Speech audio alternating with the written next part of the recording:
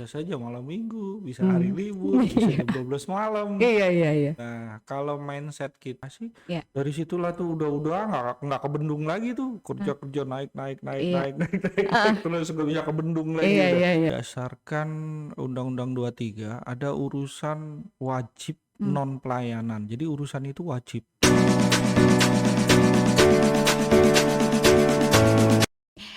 Halo pemirsa podcast, kita ketemu lagi di program Indigo, Informasi, Digitalisasi, dan juga Globalisasi.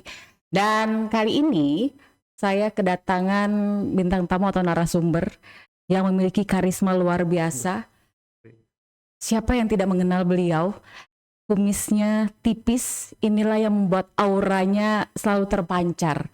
Dan ini kayaknya menjadi ciri khas bagi seorang pria yang jiwa mudanya selalu menggelora dan juga selalu berinovatif dalam kerja-kerjanya. Dan beliau ini sepak terjangnya luar biasa. Dari yang dulunya di pemerintah kota, kemudian sekarang ini di pemerintah provinsi. Siapakah beliau? Selamat pagi Pak, selamat siang lah ya. Selamat siang. Iya, sehat Pak? Sehat-sehat, Jadi beliau alhamdulillah. ini adalah Kepala Dinas Kominfo Provinsi Kalimantan Timur, Bapak Muhammad Faisal.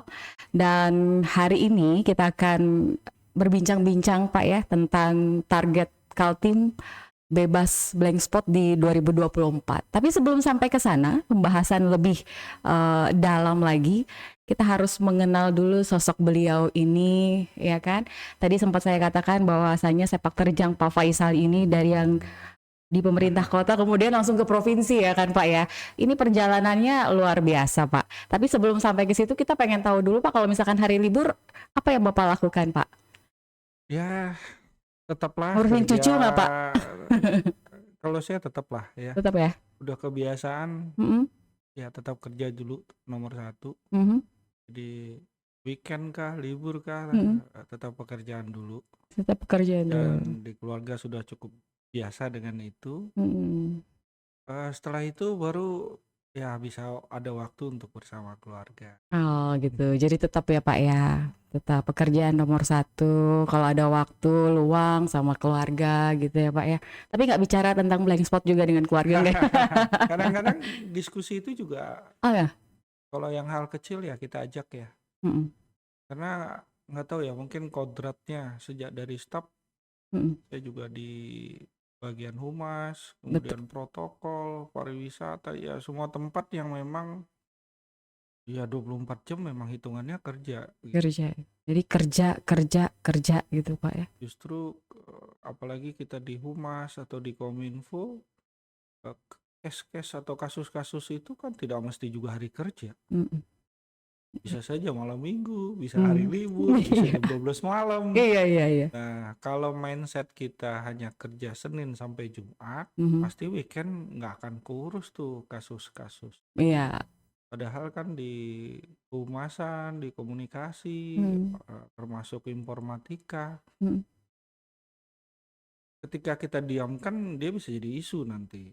Mm. Kalau isunya didiemin lagi nunggu Senin bisa jadi krisis. Ya, Ah, iya, iya. jadi kita udah terbiasa Mm. sebagai orang humas, orang komunikasi, Mm. kita tidak bisa diamkan isu, kita tidak bisa ketika sudah kita mendeteksi ada kemungkinan potensi isu, Mm. ya harusnya kita segera Segera. clearkan. Kalau enggak nanti isunya membesar, Mhm. jadi sebuah krisis. Mhm. Nah, krisis tambah pusing lagi kita memadamkannya Iya benar. ya. Jadi samalah seperti kawan-kawan di pemadam Mhm. kebakaran, ya teman-teman di dinas kebersihan. Mhm. Ya nggak mungkin kan Sabtu Minggu tumpuk aja sampahnya dulu, ya kan nggak mungkin. Tunggu hari Senin gitu.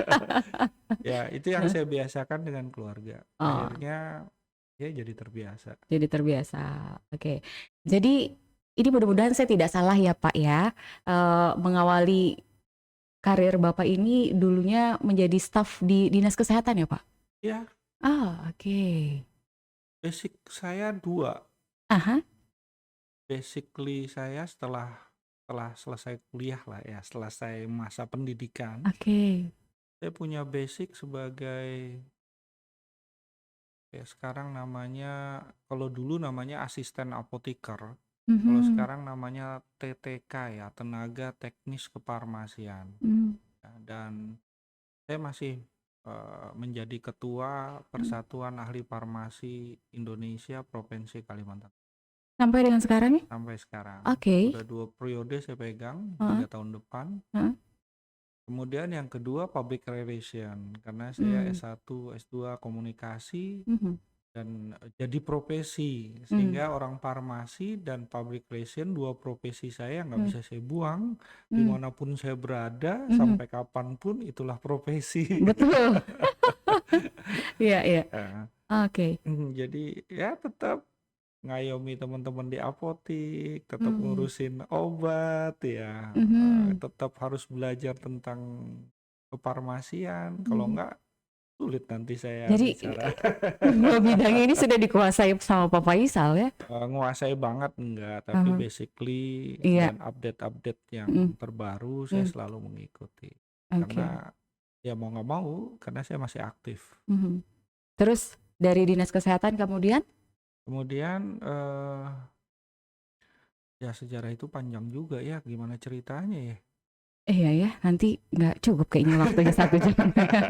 Enggak, maksudnya eh Pernah menjadi saya kabak juga, kabak humas protokol di Pemkot ya, Pak, ya? SMA, kemudian saya sampai SMP saja di sini, Oh. di Kota Samarinda. Saya lahir Mhm. di sini, kemudian sampai SMP saya di sini. Mhm. Saya terakhir di SMP 1 Mhm.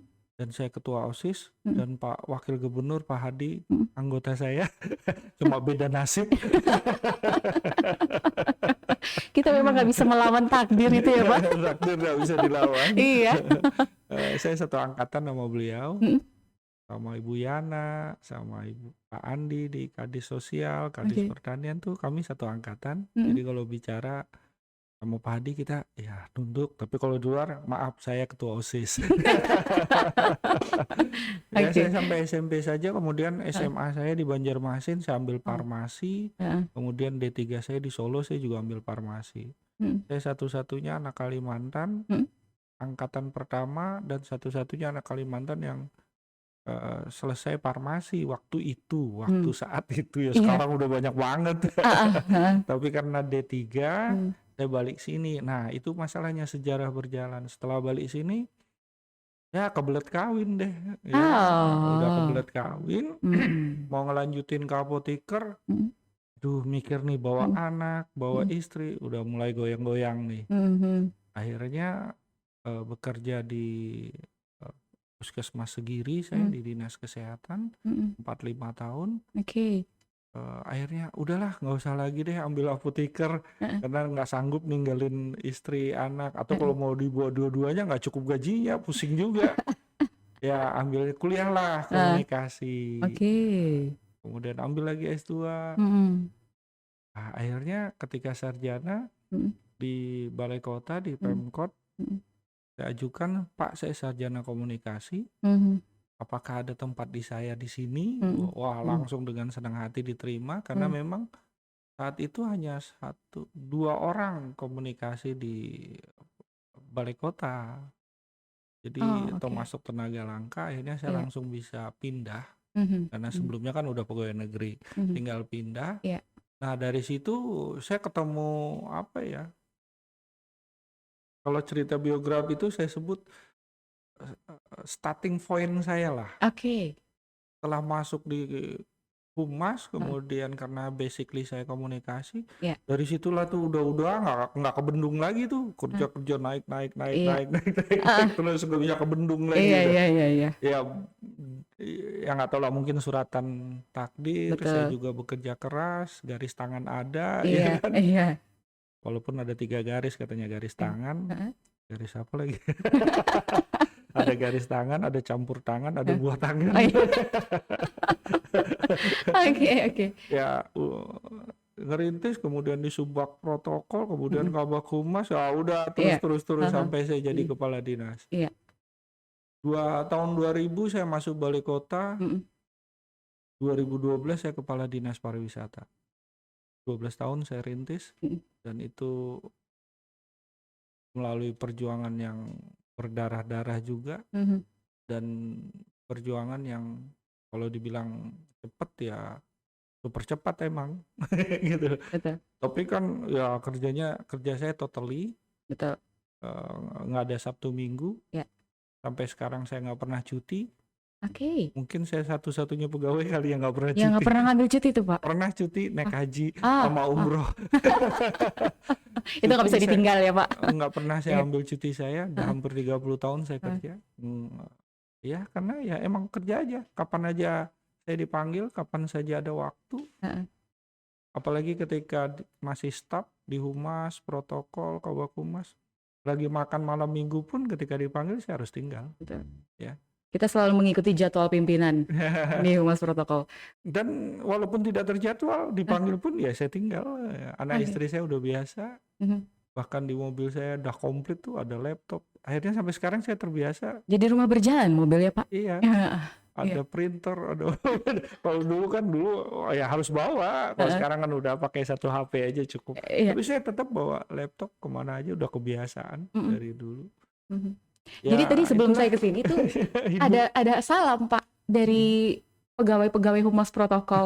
Iya, katanya titip salam buat Pak Faisal karena katanya kenang-kenangan dari Pak Faisal ini luar biasa kerja-kerjanya itu ya, Pak ya. Ya, Mhm, ya itu orang yang menilai ya. Saya nggak bisa nilai diri saya bagus. Yang mhm. nilai itu kan orang lain. Betul. Yang jelas saya suka mengamati, Mhm, suka memperhatikan, kemudian yang bagus saya ambil, mhm, dan yang terakhir saya suka mengevaluasi. Jadi setiap saat, sebulan sekali, atau kalau di kantor saya pasti sebulan sekali. Kita pasti rapat, kita evaluasi, rapat, evaluasi gitu. Walaupun katanya orang, zaman sekarang kok rapat-rapat terus ya. Tapi bagi saya masih saya butuhkan. Tapi rapat bagi saya tidak mesti harus ketemu. mhm, Nah itulah perbedaan zaman ya. Bisa Zoom, bisa pakai video call, bisa WA, bisa di grup. Bagi saya itu udah koordinasi. mhm. Dan ya harus, kalau nggak bisa ya koordinasi itu gampang diucapkan tapi susah dilaksanakan. Betul. Seharusnya sekarang jadi lebih mudah Oke. karena sudah by digital semua. Iya. Bahkan sekarang kalau saya berangkat keluar daerah sudah 2-3 tahun ini hampir nggak pernah ada PLH, karena di mana saja tetap saya bisa dispos surat, di mana saja saya bisa tetap tanda tangan, Mmm, di mana saja saya bisa koordinasi, di mhm, mana saja saya bisa ikut rapat. Jadi kalau ada rapat, Pak ada penting rapat, ya udah video call, duduk udah ketemu clear. mhm. Terus ngapain pakai PLH? Iya, Surat-surat masuk setiap hari saya dispos, setiap hari saya tanda tangan. oke. Bahkan tangan saya ini insting aja nih. Heeh, Ini nggak pernah berbunyi, heeh. tapi oh ini ada mas. Telepati udah. Ya ini cerita ya. Heeh, oke. Nanti kita lanjutkan lagi cerita ini, Pak. Jadi memang di segmen pertama kita harus mengenal sosok Pak Faisal dulu gitu ya kan. Dari perjalanan karir Bapak kemudian juga kegiatan sehari-hari yang memang dilakukan di luar dari jam kerja begitu. Tapi nanti di segmen selanjutnya kita akan kupas tentang tema itu tadi yang Boleh. kita angkat. Oke, boleh dinikmati dulu Pak Faisal Terima kopinya. kasih. Nanti kita akan kembali lagi.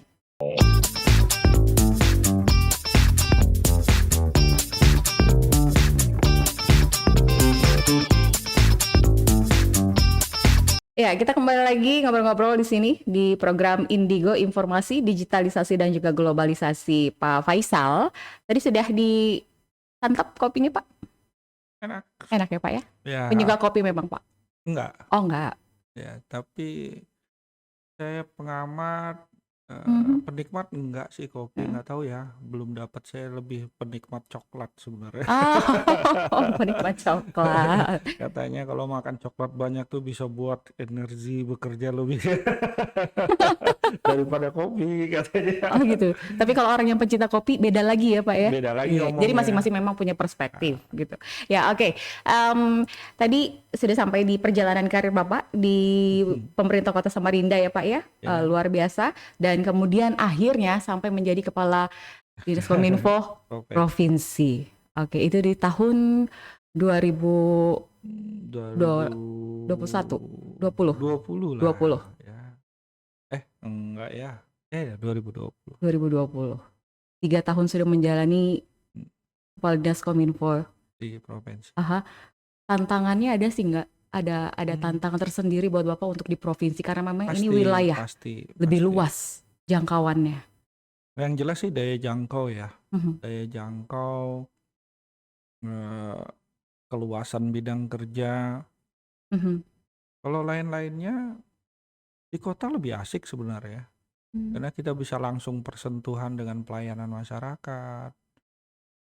Baik buruk itu bisa langsung spontan terlihat ya. mhm, Kepuasan juga lebih cepat sebenarnya dapat ketika audien atau pelanggan, customer ataupun masyarakat yang kita layani itu puas, itu mhm. cepat kerasa. Kalau di Pemprov kan lebih ke koordinasi, Iya, koordinatif, mhm, tapi tantangannya di provinsi ya daya jangkau tadi, iya. frekuensi bekerja akhirnya habis di jalan, bukan habis di kerja. Habis di jalan, lama-lama ya saya nikmatin aja, Mhm, enjoy aja. mhm, Kerja memang harus banyak di luar kota, di luar daerah. mhm, Itu suka dukanya sih dibanding di kota. mhm, Di kota lebih banyak kita kerja di dalam, fokus ke masyarakat. Ya, mhm. ya saya sih hanya harapan kedua sisi ini bisa mewarnai karir saya berikutnya. Ya, karena memang dua hal yang berbeda, yang tidak bisa disamakan, tidak bisa diikut-ikutin, nggak bisa. Iya, Ini memang nggak bisa. mhm, Kecuali memang karakter atau apa ya, style bekerja kita. Kalau itu sih emang di mana-mana ya itulah style kita ya. mhm, mhm. Eh, Bentar lagi juga saya pensiun. Ah, Jadi jangan tahun berapa, terkecoh Pak? dengan penampilan Penampilan? saya. Saya Jangan pikir tadi terkecoh dengan Pak Faisal penampilan masih saya. usia 45 Hmm. atau mungkin 40-an lah ya? Oh, enggak ya, Pak, ya? Enggak lah ya. Saya Oh, udah tahun ini udah angka cantik udah 55. oh, oke. Berarti sebentar lagi juga saya pensiun. 3 tahun, 2 tahun, 1 5 tahun? tahun lagi karena Masih pensiun lama, kan Pak. 60 Masih ada ya. karya-karya yang ditunggu oleh masyarakat Kaltim. Mudah-mudahan lah Mhm, saya bisa berbuat lagi. iya, eh yang jelas sih saya pasti tunggu endingnya ya. Mudah-mudahan endingnya bagus. Karena mmm, di kepala saya mhm, 8 tahun saya kepala dinas di kota dari mhm, 2012 sampai 2020. mhm, Dan saya berharap 2020 sampai 2028, 8 tahun saya di provinsi mhm, sebagai kepala dinas. mhm, Berarti ada 16 tahun pengalaman saya di kepala dinas. mhm. Dan adil, 8 tahun kota, 8 tahun provinsi. Iya, Mudah-mudahan ini bisa jadi bekal pengalaman saya after pensiun. betul. Ya masa pensiun 60 mau nganggur ya kan enggak. Pasti entah kemana arahnya, Ah hah. saya ikut angin aja. Anginnya ke kanan ya, Pak, ya, kiri-kiri gitu ya. Nah, tadi juga ada, bahwasannya tuh memang di 2024 ini target ya, Pak, ya, target, Kaltim untuk bebas blank spot untuk di wilayah-wilayah tertentu yang memang belum mencapai itu ya, Pak. Jadi memang masih, 3 kota ini oke, ini sudah bagus begitu ya, Pak? Ya, Samarinda, Mhm, Balikpapan, Balikpapan, Bontang udah Bontang. aman. Mhm. Dan untuk beberapa wilayah lainnya inilah yang Jadi menjadi PR. fokus utama dari Pak Faisal gitu? Sebenarnya sih fokus utama tidak, tapi prioritas iya. Oke. Ya, karena fokus kami di Diskominfo itu Mhm, berdasarkan Undang-Undang 23 ada urusan wajib mmm, non pelayanan. Jadi urusan itu wajib di semua Pemda harus ada. Ada 3 urusan. mhm, Pertama Kominfo, kedua statistik, ketiga persandian. mhm, Nah, Kominfo sendiri sebenarnya pecah dua, ada komunikasi dan ada informatika. Dua gaya, dua style, dua ilmu yang berbeda. Sehingga mhm, saya selalu bilang kami punya 4 urusan. Komunikasi, informatika, persandian, statistik. Yang semuanya juga harus saya jalankan. mhm. Jadi kalau saya fokus salah satu nanti pincang nih. Iya. Jadi saya Mmm, fokusnya tetap 4 ini, mhm, tetapi di 4 ini punya prioritas masing-masing mhm, ya. Di informatika salah satu prioritas saya ya blank spot. Karena apapun program, apapun aplikasi, apapun web, apapun digitalisasi, kalau akses telekomunikasi susah ya susah. betul. Ya salah satu. Di komunikasi juga saya punya target, tapi alhamdulillah tahun lalu udah tercapai nih. Mhm, Indeks kebebasan pers kita peringkat 1 nasional. Hmm. Kemudian indeks keterbukaan informasi publik kita peringkat bagus. Kemudian penilaian badan publik 3 tahun Pemprov Kaltim kategori informatif. Udah cukup bagus. Di informatika juga indeks literasi digital kita peringkat 3 nasional 2 tahun berturut-turut. Indeks masyarakat digital tahun ini peringkat 4 nasional. Jadi sebenarnya 2 bidang ini target-target udah kelas nasional lah ya. Kalau dulu masih kelas reguler, sekarang udah kelas nasional lah ya. Tapi Beda lah ya Pak ya. ya kemudian di statistik saya fokus di satu data Kaltim. Kan ini orang selalu bilang Pemprov tertutup. Nah sekarang saya udah buka, saya launching open data Kaltim yang kita sebut dengan satu data Kaltim. Jadi silahkan buka siapa saja, apalagi yang nulis-nulis skripsi, Ada yang lagi nulis skripsi? nulis-nulis tesis, nulis-nulis butuh data, buka saja satu data Kaltim. Oke. Webnya udah ada 4.000-an sheet yang boleh diakses siapa saja. Nggak usah minta-minta deh, buka aja diam-diam juga nggak apa-apa, nggak ketahuan saya. Nggak ditagih juga bayar ya. Artinya kami coba meningkatkan itu supaya masyarakat bisa dapat itu di bidang statistik. Salah satu prioritas saya itu. Kemudian kita merapikan statistik sektoral karena data itu penting untuk pengambilan kebijakan. Nah ini yang lagi saya push buat kawan-kawan karena Kominfo sebagai wali data. Dia wali data. Jadi data-data di Pemprov Kaltim semua OPD itu store-nya ke Kominfo. Kominfo punya bank data, orang mau minta ke Kominfo. Jadi yang kita coba arahin. Walaupun pelan-pelan nih, saya juga harus mikirin SDM, kemampuan kantor saya, kemampuan digital saya, kemampuan server, kemampuan jaringan dan lain sebagainya. Tapi pelan-pelan nih sudah mulai terarah ya. Kominfo sebagai wali data. Dan itu harus target. Kemudian data ini bukan cuma data digital angka-angka biasa, tapi kita boleh tertinggal lah, tapi tidak juga keterbelakang gitu loh. Akhirnya data saya sekarang sudah pakai geofasial, udah pakai peta. Jadi kalau mau tahu berapa sekolah di Kaltim, kalau dulu kan SMA sekian grafiknya, SMP sekian kan dulu tuh. Kemudian berubah lagi pakai dashboard, ketik aplikasi keluar. Sekarang nggak lagi nih, kita pakai data geofasial yang keluar peta. Berapa SMA, tik, ya udah keluar. Jadi sudah terlihat semua di situ. Udah sama peta-petanya. Kemudian berapa Samarinda, tik, berapa kelurahan kecamatan mana, kemudian kelurahan apa, sampai tinggal satu titik diklik, oh itu sekolahnya, oh berapa gurunya, berapa muridnya, berapa rasio guru dan murid, berapa SMP di sekitarnya. Udah enak kan? Nah, kita berharap data statistik kemudian digabungin dengan informatika yang digital, jadilah sajian menu buat pimpinan kita untuk mengambil kebijakan. Jangan data disimpan saja. Harus ada keterbukaan informasi publik gitu ya? Ya, ada data yang bisa kita share ke publik, ada data yang memang ini sajian untuk pimpinan kita. Saya sebutnya dashboard eksekutif. Jadi kalau dia mau ngambil kebijakan, buka itu. Oh ternyata ternyata SD-nya ada 10 di kelurahan ini, SMP-nya cuma 2. Nggak nampung dong. Berarti kita harus mikir nih, bangun SMP lagi. Berapa SMP yang harus dibangun? Berapa total lulusan SD? Kan enak tuh. Bukan kira-kira di mana ya ada dana tanah hibah, di mana ya ada yang nyumbang tanah baru bangun SMP, di mana ya ada tanah Pemprov baru dibangun. Kan bukan begitu caranya. Ya kalau memang harus beli ya belilah, karena memang di situ butuh banget gitu. Ya ini ending akhir yang kita inginkan. Tapi tentu tidak mudah pasti. Tidak mudah, membutuhkan kalau kami menyebutnya digital leadership ya.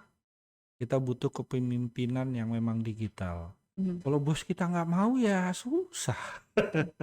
Alah nggak usah. Mana kertas, mana data. Kalau masih pakai kertas kan susah. Mhm. Iya. Ya, akhirnya kan kita butuh digital leadership. Mhm. Nah, pucuk pimpinan baik gubernur, Mhm. wakil gubernur maupun sekda. Kuncinya sebenarnya orkestra ini di sekda. Mhm.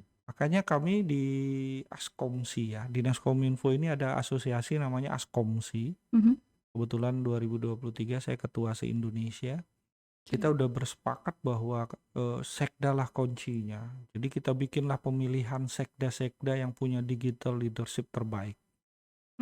Oke. Karena kalau sekdanya enggak, ya susah nih jalan digital ya. Ya.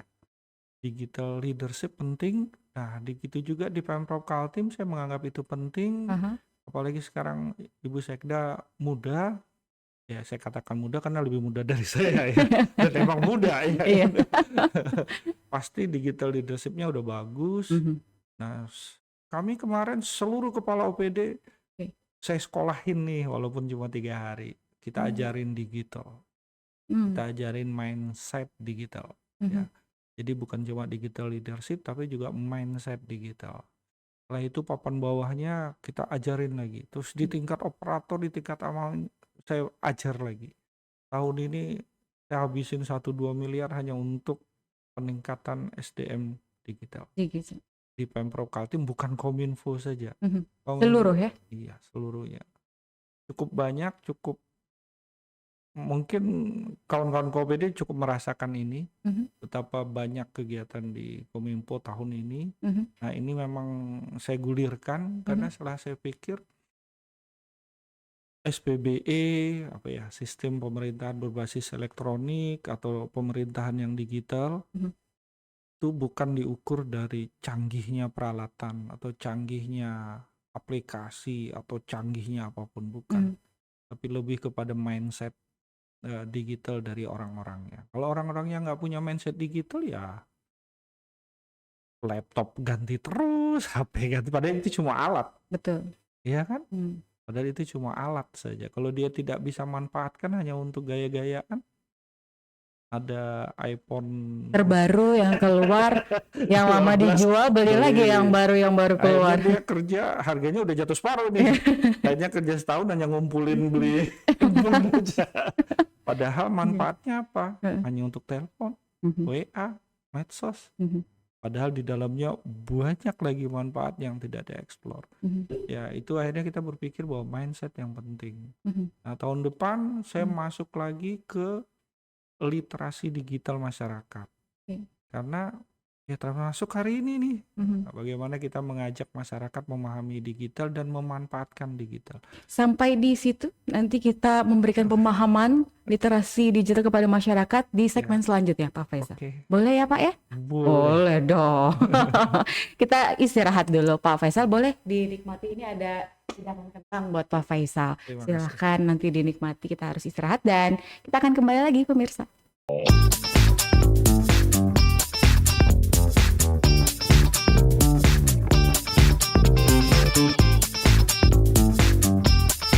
Ya, seru dan menarik pastinya kita ngobrol-ngobrol dengan Kepala Dinas Kominfo Provinsi Kalimantan Timur ini, Bapak Faisal.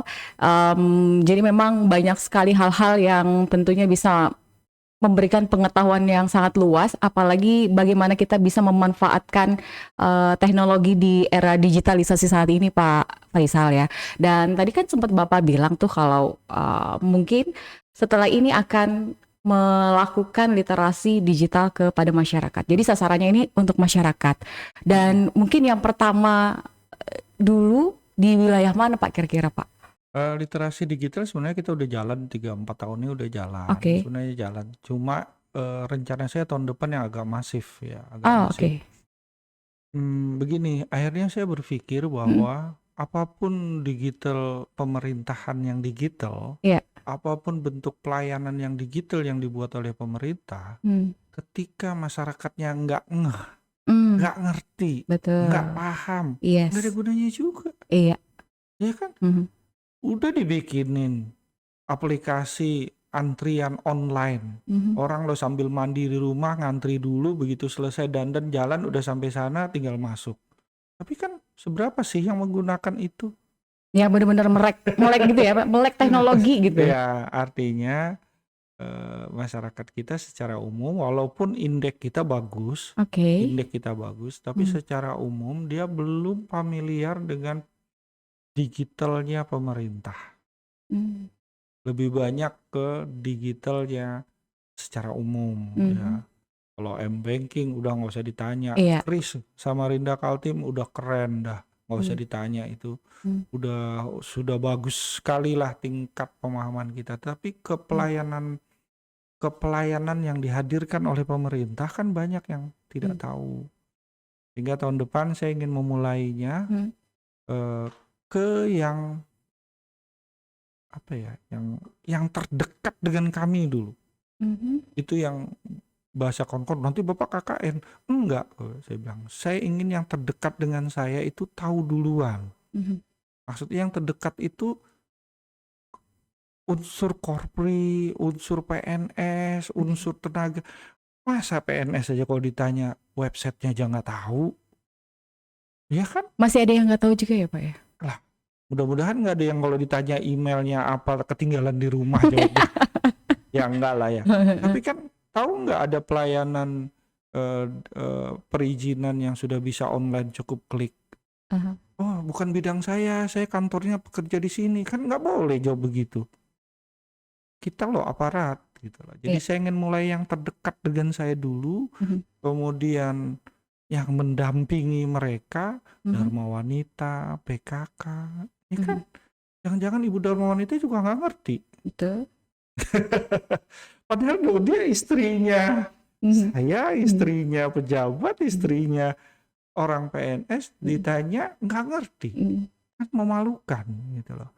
Itu yang ingin saya starting dengan istri-istri ABRI, istrinya TNI. Ya, Mhm. masa mereka nggak tahu. Mhm. Masa masih ada yang ketipu mama minta pulsa, ya kan? Sedih banget ya kan? Atau halo At- Dek gitu ya. Atau masih ada yang ngebuka undangan dengan aplikasi APK masih dibuka. Ya habislah bankingnya. Betul. Mhm. Ya, saya ingin memulai dari yang terdekat dengan harapan mereka menjadi agen perubahan di masyarakat. Kalau istri saya tahu, istri saya punya teman di arisan, di pengajian, di posyandu, dia juga bisa bercerita. Ya. Tapi kalau saya mulai dari masyarakat, terus istri saya nggak tahu kan kebangetan banget gitu. Mhm. Nah itu target di 2024 ya. Mhm. Literasi digital penting sehingga rumusan yang saya pakai Mhm. percepatan transformasi digital di Kaltim karena Mhm. IKN. Iya. Kalau dulu transformasi digital saja, sekarang istilahnya percepatan karena dicepetin. Betul. Percepatan transformasi digital di Kaltim Iya. harus diimbangi dengan percepatan literasi digital. Supaya masyarakat nggak kaget dengan canggihnya situasi di Kaltim, dengan nyamannya akses telekomunikasi. Mhm. Akhirnya main game doang. Jangan-jangan ada yang suka main game di sini.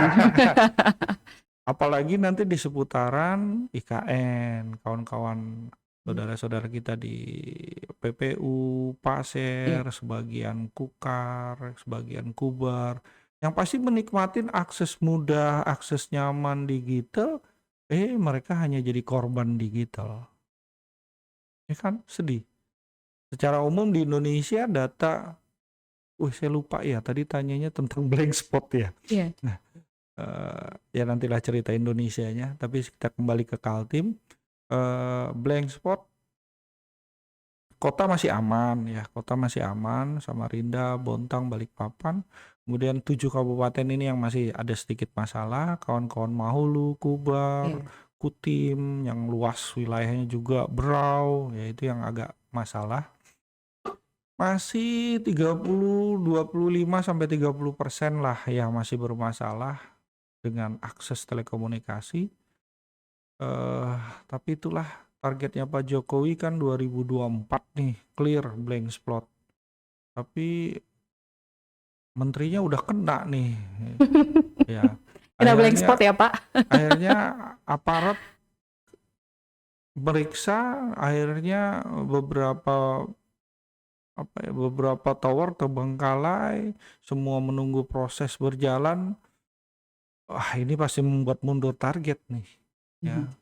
Ya kita nggak tahu ya kenapa ya, itu Hmm, urusannya di pusat. betul. Karena memang kewenangan telekomunikasi ini sejak 2016 atau 17 Mhm. itu udah ditarik ke pusat, sehingga sentralistiknya semua Di di Kementerian Kominfo melalui Bakti namanya. Nah, Bakti inilah yang membangun akses di seluruh Indonesia. Oke. Walaupun saya udah dari lama kawan-kawan mengkritisi itu, bahwa itu sebuah pekerjaan impossible gitu loh, mengurus dari Sabang Merauke hanya satu instansi. Harusnya jadikan saja DAK, bagikan di masing-masing provinsi sebagai kepanjangan tangan pemerintah, mungkin bisa lebih cepat clear. Mhm. Tapi ya itulah, itu kebijakan pusat ya, saya nggak bisa. Akhirnya terhenti nih sementara. Padahal kalau Bakti jalan, tidak ada kasus kemarin, saya optimis sih 2024 harusnya clear. Sesuai target lah ya. Ya, Mhm. karena saat ini sedang berproses PPU Pasir itu saja sekitar 50 sampai 55 tower.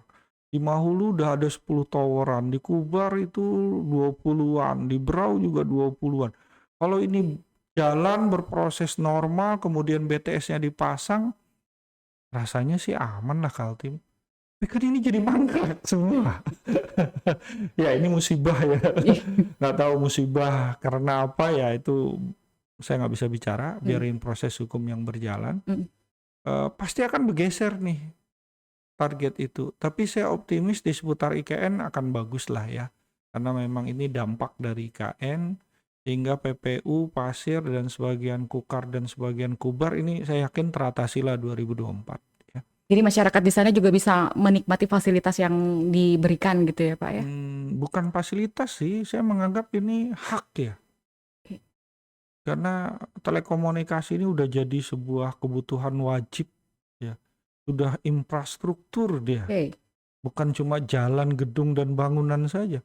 Bahkan biarin aja jalannya, yang penting tetap eksis di medsos. Tetap bisa berkomunikasi dengan baik dengan Jalan signal boleh yang rusak lancar gitu ya ya. Pak ya. Tapi kalau itu lancar, jalan rusak pun lupa. Tapi kalau jalan mulus, medsos nggak jalan, wah rusak itu sudah. Bisa berubah langsung mood ini. Ya Oke. itu udah kebutuhan ya, dan itu Betul. jadi hak masyarakat Ya. dan kewajiban pemerintah untuk memenuhinya ya. Mhm. Kita berdoa saja, Mhm. mudah-mudahan akses itu bisa dipercepat dan kasus ini juga cepat selesai, Mhm. kembali normal kita membangun, Mhm. sehingga target tercapainya di 2024 akhir Mhm. bisa terpenuhi ya. Mhm.